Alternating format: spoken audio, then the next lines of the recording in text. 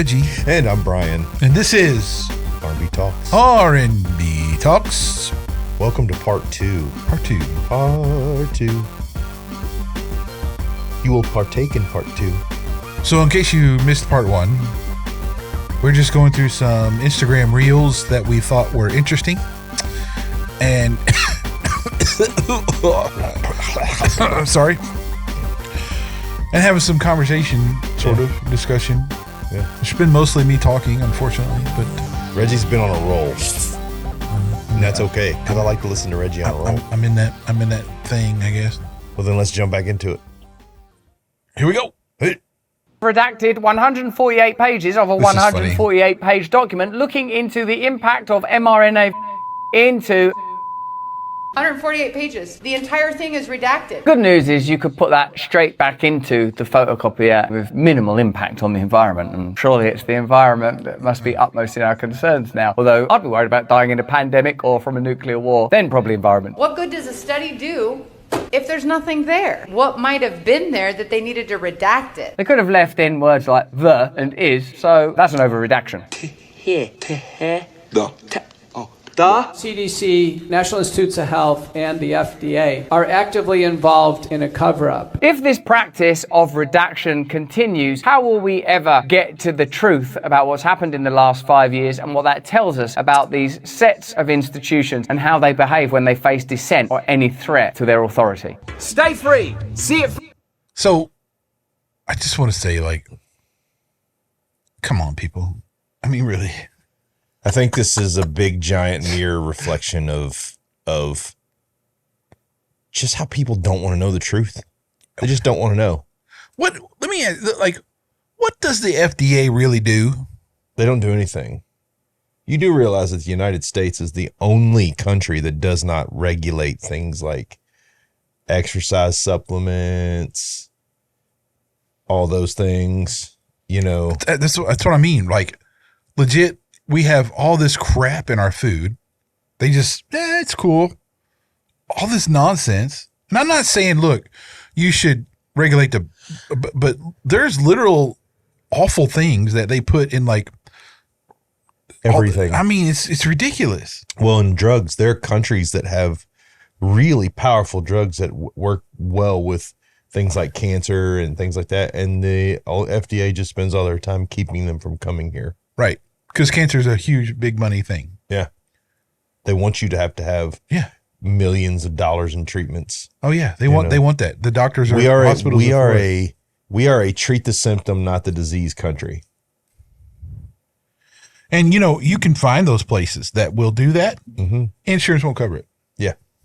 You can go to, there's a lot of these, I was actually looking at this a while back just because I was curious, what cancer treatment centers and stuff, and what was how are they doing it? And I ran across one, I can't remember the name of it now, but it was totally different with its regimes and what you do, and it was it was just so different. You were like, okay, well this is, but not, and they specifically were not covered by any medical insurance. Exactly.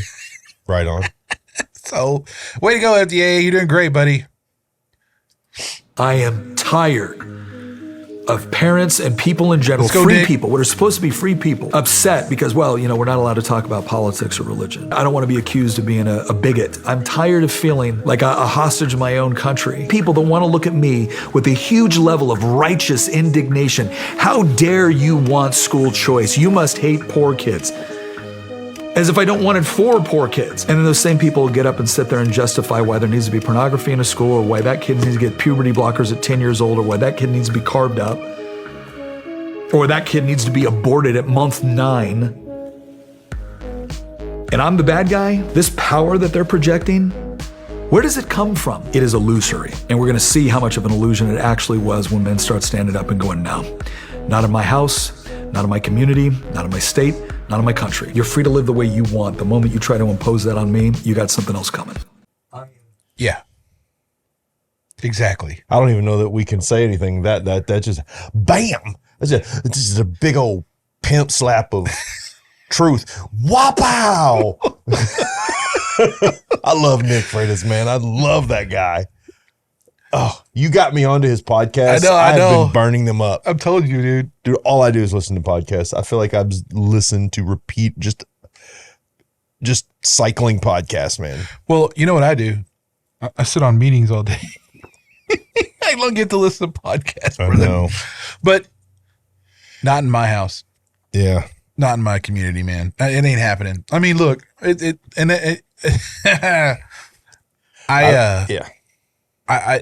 warned all my family members who have their people in public schools. I'm like, look, you know, we're out in rural Indiana, so like it's a little different, but I wouldn't. It's already starting to. It is no different, Reggie. It is no different. Yeah, it is not. no different that. Okay, so all right, all right. So here I'm about to get frustrated. Okay, let's go. All right, so.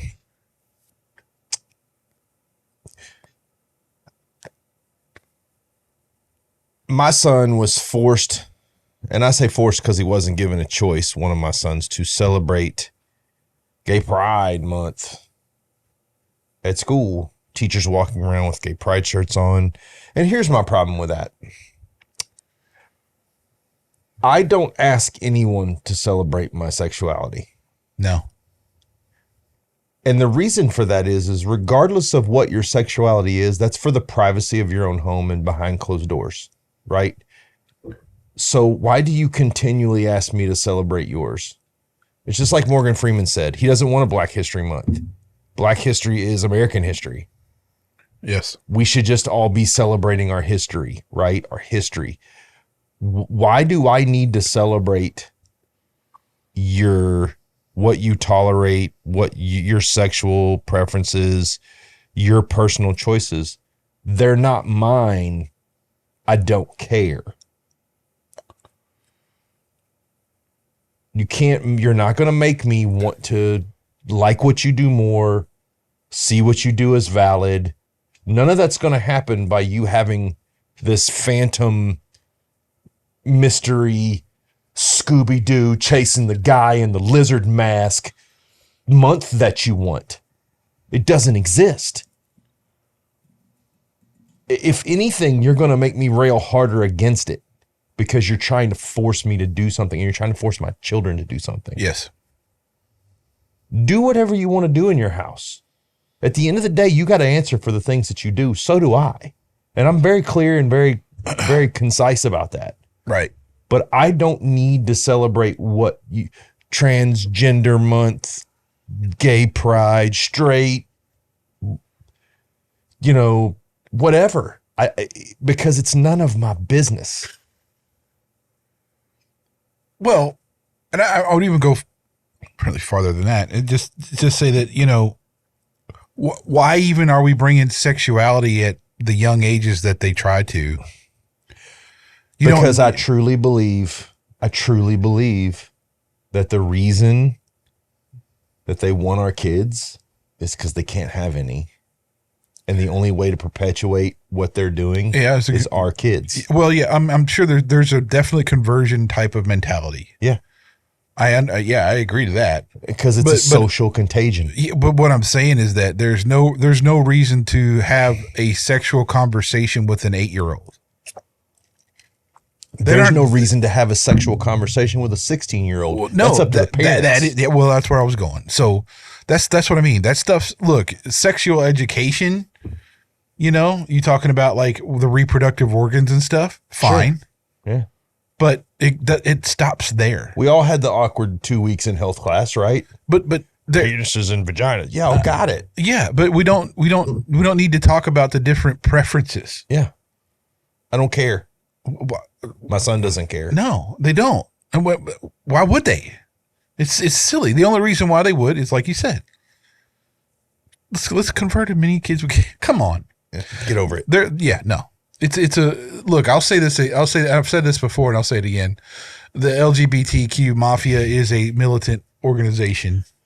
And here's the thing. Okay, so they want to claim that it's natural, right? Well, you're natural. You were born gay. All right, then why do you need validation? If it's natural, why do you need validation? It's just going to happen if it's natural. If it's a part of nature, you don't need to be out there pushing the button for it. You just need to be letting it happen. It's part of nature, right? But not just that though. So you're telling me that what if somebody is genetically and inclined to be a psychopath? Is that okay now because they were born more like that? We have minor attracted people. If you're more apt to be addictive, have an addiction personality, so it's okay for you to get addicted on drugs and stuff? Is it okay for you to, if you're prone, like you're more prone genetic whatever to be violent, that it's okay for you to be violent because that's how you're born? Yeah. No, that is such a false. It's such a fatally flawed argument. Yeah, I'm just saying that doesn't matter. We're all made all kinds of messed up ways. We live in a fallen world. We're corrupted. That's it. We're all broken. Get over it. Amen, brother. Anyway. Nothing hits harder than not knowing where you go after you die. But if you confess with your mouth that Jesus Christ is Lord and believe that God raised him from the dead, you shall be saved. Oh. That's awesome, dude. Such a smart video. That's awesome, brother. Oh man, video. Yeah, I couldn't help myself. I was like, yeah, that's brilliant. I got to put that in there. All right, so here's another Russell Brand video. You are aware that there's a global uprising. And where's it coming from? Farmers, working people of the world uniting in the Netherlands, in Germany, in Sri Lanka, in India, across the world. People are starting to realize, wait a minute, we can't trust the globalist elite. They brought over 100 tractors to central London. One by one, they left in convoy, British flags flying high. Has it caused a lot of disruption, Amelia? A huge amount, Jonathan.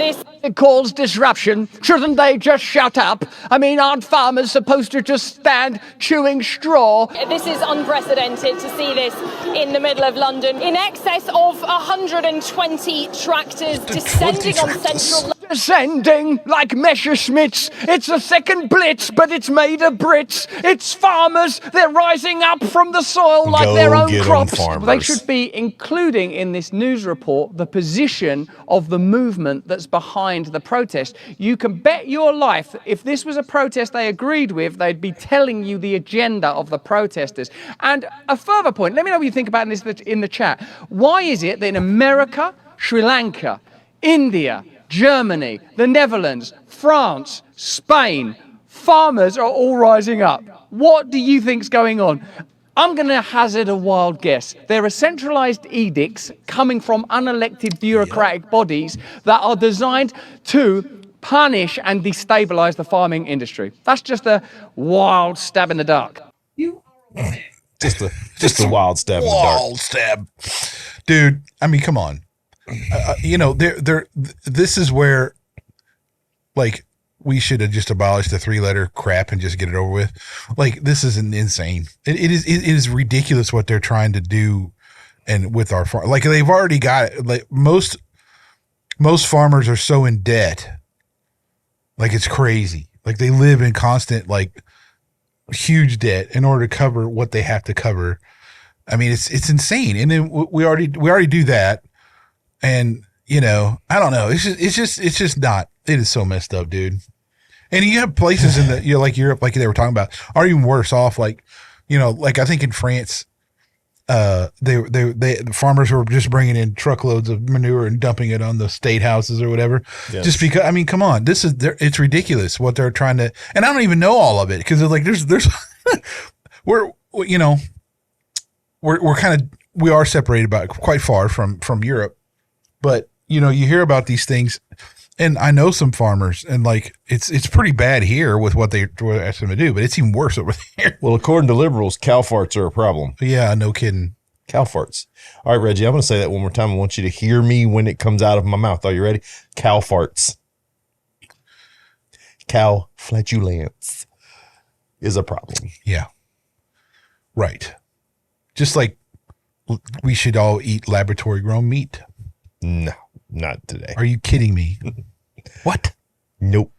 We'll solve the problem. We'll grow it in a lab. The most unorganic possible way to have. We'll just chemically enhance the guts out of it and then feed it to you. Come on, man. Get real. All right, here we go. I don't think this one's a video. Was this not a video? I don't think it's a video. It wasn't a video. I must have messed up. Although it is a good point. In order for us to build back better, we will first destroy the world. Yeah, so this, look, there's so much here to take in about what these World Economic Forum people want to do. I want to destroy the world. Yeah. So I'm just going to click through these so people can see this. Yes. I don't think there's really any. Yeah. Here's okay. See this? Now look, here's my question. Okay. There's two things I need to point out here. And I saw this. I was wondering this myself. So there's actually double redundant systems for the steering on these ships. What the one, and then look, I'm not saying this is absolutely true. I'm just saying this was taken on a ship years ago. They were talking about how there's two steering pumps. So if they use one in port, they switch back and forth and they're redundant. You can use either steering pump. Okay. Mm-hmm. Each steering pump has its own backup power supply. So in other words, but not only in order for this to happen and them not to be able to steer the ship, you'd have to have both pumps go out and both redundant power systems for each of those pumps go out too.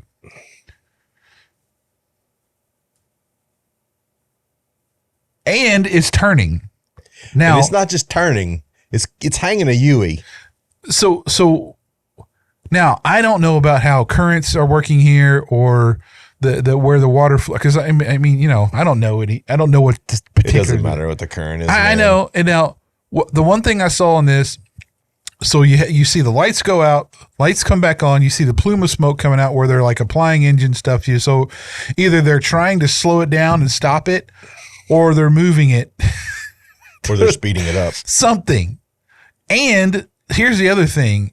This ship hit the exact pillar at the exact spot to take the whole entire bridge down.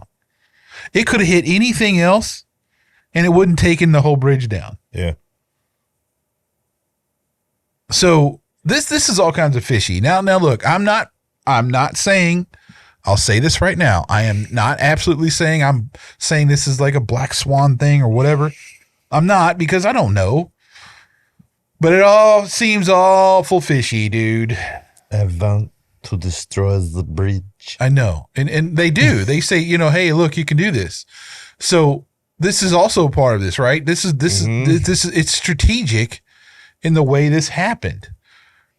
Right? It's not just a shipping lane. It's not just a major road that the trucking industry uses. No, it's like a major point. It's a major port of entry. Yeah, so there's I don't know. Remember what I talked about the other episode about how we used to think that conspiracy theory back in the day was kind of weird. Now, do you see my point? It ain't so weird. It ain't so weird no more. Yeah. And look, this is they have said, this is the thing. If people would wake up, they would understand it. These people have said they want to own everything. They want people to like, and they've said this. This is really they've said this. It's printed out there. People will own nothing and be happy. Well, who owns everything then? Oh, they do. Oh, yep. Wonder why. You know, this is just, it's just silly, dude. And I just question a lot of this stuff. It's just, and look, I know we'll never know. Maybe in 50 years when they uncover the documents or some crap, you know, but it's just sad to me that we're at that state where it's like that. All right, let's see what this is about. We're just here to be memories for our kids. Once you're a parent, you're the ghost of your children's future.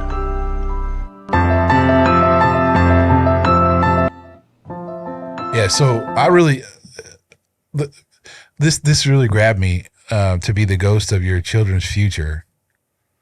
And I thought about my own parents, and like I thought about their parents, and it's like it's kind of ridiculous how close that really hits, to be honest, because we're only here so long. We only influence our kids for so long, and after that, they just look to the memory of us, as what we can. It's like, well, what would Dad do if he was here? And I still say that today. What would my dad say? What would my mom say about this stuff? And, and it's not like I'm asking them, they passed away a long time ago, but it's like, it's like, it is that they are there because they were present and everything. They're like a ghost in my past that I look back to. And so how's my kids going to think of me? What are they going to look back on? How was Daddy, when I become dad later on? It's like, then it's like, I don't know. It's just, it just really hit home for me, with my two daughters and stuff. I just keep thinking, man, I just, it's not that I want to let them do whatever the hell they want to. That's exactly not it. It's just, I just hope I leave the memory of me as like something that they cherish. I hope that my sons take the things that I taught them and it benefits them in their life. That's what I want.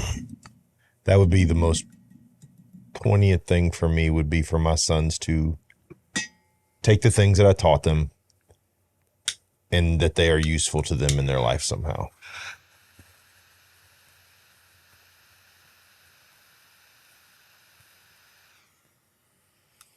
That would be about the most of it. And I will say this, that I've emphasized, happiness is not your goal. No. It's not your goal to be happy. You make yourself happy by fulfilling what you want to do, by being the best person you can be. Yes. But you don't seek to be happy. Let that be an outcome of what you do and who you are. That's really the biggest thing I could probably say to my kids. All right, let's see. This is a good one.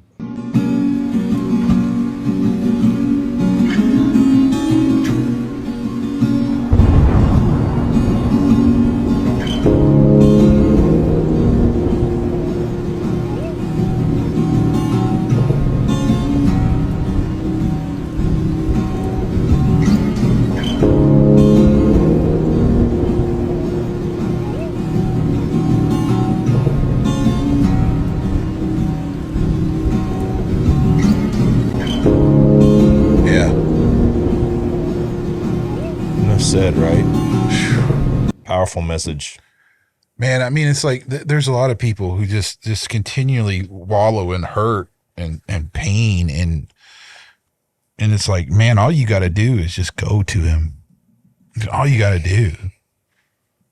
And it's really just what you're doing is you're letting go of yourself and giving authority to God to handle it. The thing is, he'll sort you out, right? He'll sort you out. Let him sort you out. And here's the thing too. You could be in this place because you haven't let go of your ego. True. Like he's pushing you to let go of your ego and give him your burden. Very true. There's a lot of times, man, I talk to guys who, man, they're full of pride, going through a bunch of stuff. And it's like, man, you can't do this. You aren't going to do this. You're not capable. You're not going to do it. Let go. And let's say you do get to the other side, you're going to be jaded and misled. But he will give you a way to triumph if you let him. This is the key. There's a win for you if you allow it to happen. Agreed. Right? Yep. And I think a lot of men in these days, look, we have a culture that's trying to emasculate our manliness. But those of us who don't do that, there's an extreme amount of pressure to be men, to be that. And it's a burden. Yeah. you can't carry it. You ain't going to carry it. Nope. What you can do, though, take a step back, go, I'm not enough, Lord. I need you now. I need you now. I need you tomorrow. Yep. I need you every day. I need you every day. And that's it. But this is such a powerful video because, I mean, I think, look, if you haven't been broken down at one point, you need to be. We've all been broken down, man. Well, I know. The biggest problem is most people don't recognize it. Well, yeah. Or just they don't realize what it was for. You know? Then it becomes like a thing where you're angry about it. Jaded, like you said. Mm-hmm. But, you know, this is the argument about suffering and stuff, right? That why does God do things, let bad things happen and all this stuff? Well, you know what? There's not a bad situation that God won't turn around into a triumph. You can talk to many people who've been through traumatic events and have turned to God, and like they met a nurse at the hospital or a doctor, and they actually spoke to them in a way, and that helped them move forward just because of their situation. They got that situation allowed them to humble themselves, to lower themselves so he could be brought up. And all of a sudden now it's like, oh, wait a minute. I'm so much more content with my life now, even after this traumatic event, because of that event. Yep. I mean, there's so many things, right? Like we live in a fallen world that is full of things that's going to happen that's bad, but God does not waste a bad situation. He's worse than a politician in that sense, dude. Yes. Like he will turn it around. He will use it for the good in some way or another. Yep. Now, are you going to realize that when you're walking through something traumatic? No, maybe not. I know a couple men who have, and it's so empowering. It's crazy. I know that I haven't. I know I've been pissed off. Yep. And I mean, look, that's expected, but it's like coming out the other side, through some of the things I've been through. Just like I'd pray and I'd just be like, man, I don't know what to do. And it's not like God sits there and speaks English back to me in my head, but there'll be like something. And maybe not the next day, maybe not that same day, maybe it'd be a week later, and there'll be like something click. Yep. Some thought or some person just says something to me, and I'm like, and it's a revelation that shocks me to my core. Yep. And then I know, thank you, Lord. But man, you got to let that happen. You have to release yourself. Give him authority to do what he needs to do with you. Absolutely. I'm preaching today. Look at me go. I know. Bobby, look out. Okay, here we go. Let's see. Here's another one. The two-party uniparty Congress was working at the cover of night, 2:32 a.m. to be exact. 1,012 pages of an omnibus bill that will allocate $1.2 trillion. They just voted on it, and of course, it passed.